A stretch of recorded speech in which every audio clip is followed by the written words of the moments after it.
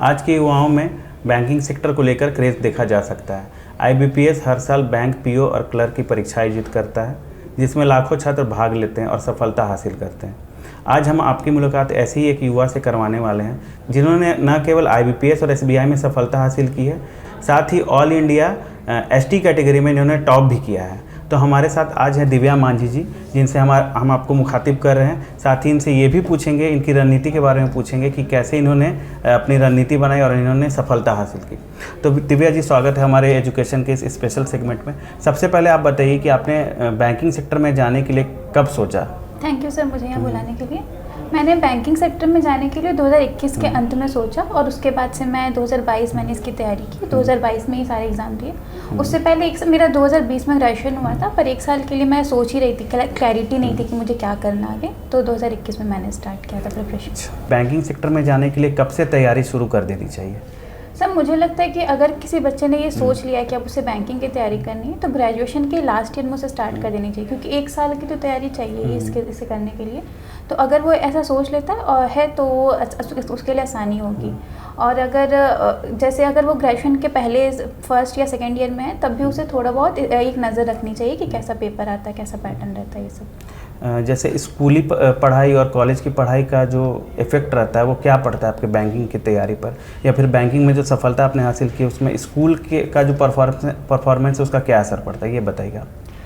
Sir मुझे लगता है कि बैंकिंग की तैयारी में आप क्या थे उससे ज़्यादा ज़रूरी है कि आप अभी क्या है। अगर किसी ने अगर कोई एवरेज बच्चा भी है और उसने सोच लिया कि हाँ उसे कोई भी एग्ज़ाम क्रैक करना है, तो आसानी से कर सकता है। अगर कोई शुरू से ही टॉपर रहा है तो एक अंतर रहता है कि उसे शुरू से हैबिट रहती है बैठने की। तो अगर कोई एवरेज बच्चा भी ये हैबिट बना लेता है तो मुझे लगता है पहले के परफॉर्मेंस से ज़्यादा असर नहीं पड़ता। बैंकिंग सेक्टर में तैयारी के लिए किन विषयों पर खास ध्यान देना चाहिए? सर जैसे कि मेरा ये था कि मेरी इंग्लिश अच्छी थी शुरू से, तो मैंने तो ज़्यादातर अपना क्वांट्स और रीजनिंग पे ध्यान दिया था।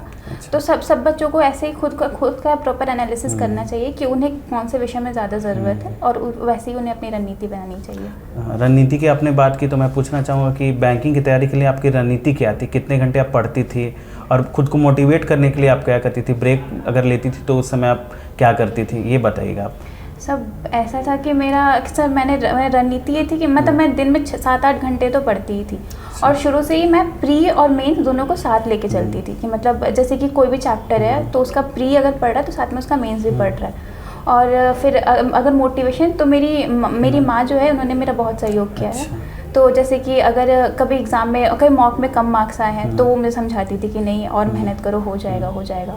और ब्रेक में मैं यही उनसे बात करती थी। मेरी बड़ी बहन भी थी तो मैं उनसे बात करती थी। तो बैंकिंग में आपने जो सफलता हासिल की, इसका श्रेय आप किन किन लोगों को देना चाहेंगी? सर पहले तो जैसे मैंने कहा मेरे मम्मी पापा दोनों। फिर जब मैं जैसे कि इंटरव्यू के लिए मैं रितेश सर के पास आई थी, और रितेश सर ने मतलब कभी भी ज़रूरत पड़े बहुत अच्छा एक वो मेंटोर रहे हैं मेरे, बहुत उन्होंने हमेशा मुझे सही सलाह दी है, और इंटरव्यू के लिए उन्होंने मुझे बहुत अच्छे से तैयार किया।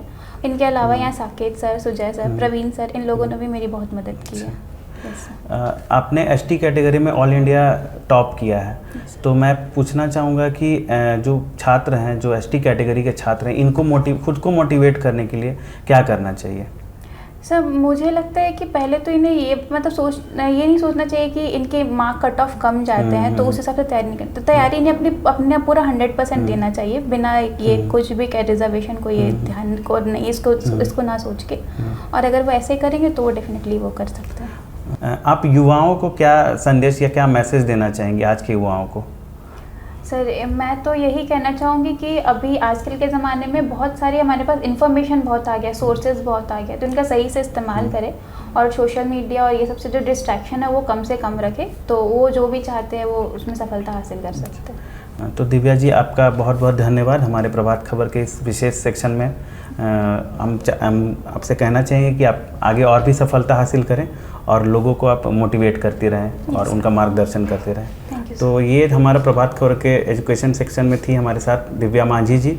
आगे चलकर हम आपको ऐसे ही लोगों से मुखातिब करते रहेंगे जो आपका मार्गदर्शन करेंगे और आपको मोटिवेट करेंगे। धन्यवाद। प्रभातखबर.com, विश्वास वही, रफ्तार नहीं।